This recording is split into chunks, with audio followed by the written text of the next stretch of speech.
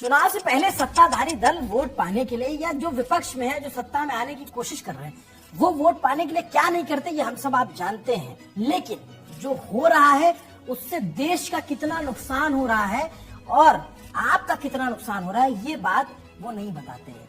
बहुत ध्यान से आखिर तक ये वीडियो देखिएगा, बहुत जरूरी बात मैं कहने जा रहा हूँ, क्योंकि ये बात बजट के चकाचौंध में कहीं छिप गई और ये बात खुद केंद्र सरकार ने बताई है। ये बात खुद वित्त मंत्रालय की तरफ से आए आर्थिक सर्वे रिपोर्ट में पता चला है। क्या पता चला जानते हैं? पैटर्न पता चला है कि जो डायरेक्ट कैश ट्रांसफर, मुफ्त के मोबाइल फोन, फ्री बिजली पानी, किसान पेंशन, कर्ज माफी, इस टाइप के जितनी भी स्कीमें चल रही हैं पहले से, चुनाव से पहले चलाई जाती, एक तरीके से आप कह रही हैं कि एक वर्ड यूज होता है फ्री बीज, ये देश को खोखला कर रही है, ये हमारे आप को खोखला कर रही है और हमको आपको नुकसान पहुंचा रही है, क्योंकि ये चुनावी हथकंडे जो हैं ये देश की आर्थिक सेहत खराब कर रहे हैं। देश की आर्थिक सेहत खराब मतलब आपकी और हमारी। जो पैसा डायरेक्ट खातों में आ रहा है उसका किधर सरकार निकाल रही है ये आपको मैं बताने वाला हूँ। आर्थिक सर्वे ने सरकार को चेतावनी दी है और कहा है कि फिक्स द फ्री बी। सब चीजें विस्तार से समझाएंगे इस वीडियो में। नमस्ते, अभिनव पांडे नाम है मेरा और आप देख रहे हैं न्यूज पिंच। हर साल बजट से पहले देश का आर्थिक सर्वेक्षण आता है। देश के वित्त मंत्री, वित्त मंत्रालय इस पे आर्थिक सर्वेक्षण देते हैं, देश के सामने वो संसद में रखती है।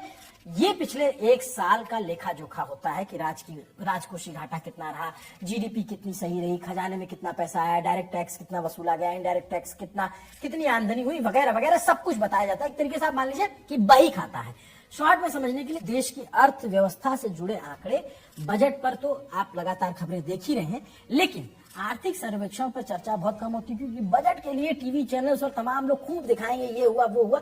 जिन चीजों को लेके आगाह सरकार कर रही है, क्या वो चीजें सरकार करती है, ये सवाल है। आर्थिक सर्वेक्षण में एक खास चीज है जो हम सबको सीधे जानना चाहिए, हमारे जेब से जुड़ा मामला है। 2025-26 का जो सर्वेक्षण है वो सरकार को चेताते हुए कहता है कि ये फ्री बीज जो है इसको फिक्स करो, यानी ऐसा पैसा जो सरकार की तरफ से बिना किसी कंडीशन के सीधा खाते में ट्रांसफर किया जा रहा है, मतलब जो लाभार्थी है उस पर जो कोई शर्त नहीं है, वो पैसा अपने रोजगार के लिए इस्तेमाल करें, पढ़ाई के लिए इस्तेमाल करें या स्वास्थ्य के लिए इस्तेमाल करें। हम पिछले कई सालों से देख रहे हैं, केंद्र हो, राज्य की सरकारें हो, चुनाव जीतने के लिए चुनाव से ठीक पहले डायरेक्ट कैश ट्रांसफर का सहारा ले रही है। हर पार्टी ऐसा कर रही है, लेकिन भारत की राजनीति में अब कोई नई बात नहीं है। मुफ्त की सब्सिडी के कंधे पर चढ़कर लोकप्रियता हासिल करने की कोशिश इस देश के लोकतंत्र में जितनी पुरानी है उतनी पुरानी ये रवायत चली आ रही है। क्यों? क्योंकि मैं आपको उदाहरण देता हूं, फिर जो नुकसान हो रहा है उस पर भी समझाता हूं। साल 1953 का था। तमिलनाडु में मुख्यमंत्री के कामराज कांग्रेस पार्टी से अपने राज्य में कई तरह की वेलफेयर स्कीम लॉन्च करते हैं। देखिए, अब यहाँ फर्क समझना होगा वेलफेयर स्कीम और फ्री बीज में। इनमें एक स्कीम आज भी चल रही है, मिड डे मील की। कामराज ने स्कूल में बच्चों की उपस्थिति बढ़ाने के लिए मिड डे मील शुरुआत की, जिसमें खाना खिलाया जाता है। इसे देश भर में लागू किया गया, लेकिन नेहरूवियन जो एरा था उसमें सीधे कैश ट्रांसफर जैसी कोई योजना, कोई स्कीम नहीं चल रही थी। सरकार सब्सिडी के जरिए लोक लुभायन योजनाएं चलाती है। कामराज के मुख्यमंत्री बने उसके बाद सी अन्नादुरई और करुणानिधि ने कामराज के दिखाए रास्ते पर चलना शुरू किया। अन्नादुरई ने 1967 के चुनाव से पहले घोषणा की कि अगर वो सत्ता में आते हैं तो चावल की कीमत 1 रुपए प्रति किलो कर देंगे। इस हिसाब से आप तमिलनाडु में लोक लुभायन स्कीम का जो है उसे आप प्रस्थान बिंदु मान सकते हैं कि वहां से शुरुआत हुई, प्रस्थान बिंदु। 70 के दशक में बगल के राज्य आंध्र प्रदेश में एक और फिल्मी हस्ती राजनीतिक फलक से उभर रही थी, नाम एनटीआर। एनटी रामाराव अपने प्रदेश में, आंध्र प्रदेश में हर परिवार को मुफ्त में 2 किलो चावल देने का ऐलान करते हैं। अब तक राशन की दुकानों पर रियायती अनाज मिलता था, लेकिन एनटीआर ने पहली बार मुफ्त अनाज बांटना शुरू किया। ये शायद हमारी जानकारी में पहली फ्री बीज थी। उसके बाद दौर आता है जयललिता करुणानिधि का, और इनकी राइवलरी में तो फ्री बीज के सारे रिकॉर्ड टूट गए। मैदान बना तमिलनाडु का विधानसभा चुनाव। साल 2006 तमिलनाडु विधानसभा चुनाव से पहले करुणानिधि ने घोषणा की कि अगर वो सत्ता में आते हैं तो राज्य में हर परिवार को एक कलर टीवी सरकार की तरफ से दी जाएगी। ये कदम फायदेमंद हुआ, किसके लिए? आम जनता के लिए नहीं, डीएमके के लिए। इस चुनाव में भारी बहुमत से वो सत्ता में आया। 234 वाली विधानसभा में डीएमके 163 सीटें जीतने में कामयाब रही। फिर 2011 का साल आता है, विधानसभा में जयललिता ने पलटवार किया। जयललिता ने अम्मा स्कीम के तहत फ्री बीज की झड़ी लगा दी। मिक्सर, ग्राइंडर, पंखा, लैपटॉप और एक सोने का मंगलसूत्र, जितना दे सकते हैं लो। और इस बार बाजी जयललिता के हाथ में आई। आपको लगता है कि पॉलिटिकल पार्टीज आपको ये सब कुछ दे रही हैं, तो इससे आपका फायदा है, आपका नुकसान कैसे है आपको धीरे धीरे पता चल जाएगा। जब हम बजट और आर्थिक नीति की बात करते हैं तो अक्सर लगता है कि ये सब बहुत दूर की बातें हैं, सरकार की, दिल्ली की, लेकिन सच ये है कि इन फैसलों का असर हर उस घर तक पहुंचता है जहां महीने का हिसाब किताब बहुत सोच समझ कर चलता है। ज्यादातर परिवारों की आमदनी तय होती है, किराया, राशन, बच्चों की पढ़ाई, बिजली, पानी, लेकिन बीमारी या किसी अनहोनी को लेकर अक्सर तैयारी नहीं होती है। लोग सोचते हैं अभी सब ठीक है, बाद में देखेंगे, और यही सोच सबसे ज्यादा नुकसान पहुंचाती है। इस बजट में गंभीर बीमारियों की दवाइयों को सस्ता करने की बात हुई है, लेकिन बीमा सेक्टर को लेकर के कोई बहुत बड़ा ऐलान नहीं हुआ। इलाज का खर्च आज भी आम आदमी के लिए सबसे बड़ा आर्थिक झटका बन सकता है।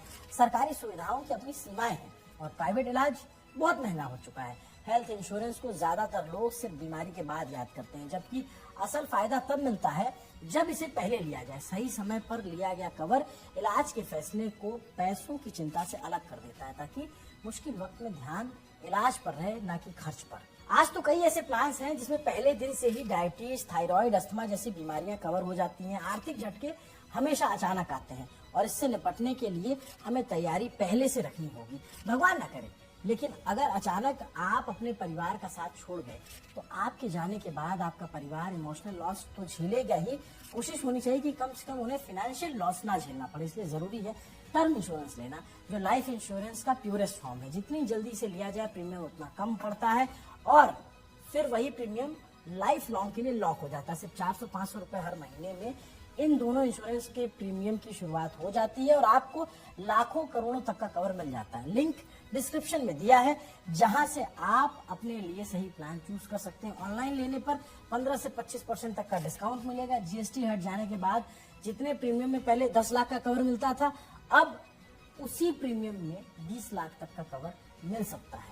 बीमा लेना आज टालने की चीज नहीं है। असली समझदारी यही है कि अपने घर, अपनी कमाई और अपने हालात के मुताबिक सही प्लान चुना जाए और उनकी शर्तों को ठीक से पढ़ समझ लिया जाए।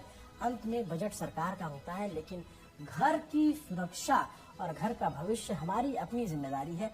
कोई भी फैसला जल्दबाजी में नहीं, बल्कि पूरी जानकारी और अपने विवेक से ही करना चाहिए। और हम इसलिए कह रहे हैं कि आपको अपने स्वास्थ्य का ख्याल रखना है, क्योंकि सरकारों का ख्याल फ्रीबीज पे है, आपकी स्वास्थ्य सेवाओं पर नहीं है, बल्कि मुफ्त की चीजों को बांटने में है। इतिहास हमने बताया, जरा वर्तमान के दौर पर लौटते हैं। फ्री बीज का नया दौर शुरू हुआ आम आदमी पार्टी के उभार के साथ। 2015 का साल याद है, नरेंद्र मोदी की जो लोकप्रियता थी वो पूरे उफान पे थी और उनका जो विजय रूपी अश्वमय घोड़ा था वो पूरे देश में दौड़ रहा था, तबड़क तबड़क तबड़क। और एक आदमी अरविंद केजरीवाल आते हैं, वो भाई साहब फ्री बीज की झड़ी लगाते हैं और उनके जो विजय रूपी अश्वमेध का घोड़ा था उसको दिल्ली में ही रोक देते हैं। जो पूरे देश में जीत रहे थे वो दिल्ली में ही हार जाते हैं और ये बीजेपी